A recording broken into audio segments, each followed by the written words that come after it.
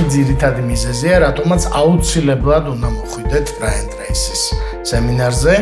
პირველი ის არის, რომ Brian Tracy-ა და ლეგენდაა და ესე იგი მის სემინარზე დასწრებას მე მგონია, რომ შინაარსის გარდა ფორმის დატვირთვა აქვს, ასე ვთქვათ, რომ ნამყოფი რო ხარ Brian Tracy-ზე უკვე ბევრს ნიშნავს. მეორე მიზეზი ჩემი აზრით ის არის, რომ ის თემები, რომელზეც ისაუბრებს, რომელიც აარჩიეს ორგანიზატორებმა, ძალიან აქტუალურია, ჩემი აზრით, ქართული რეალობისთვის.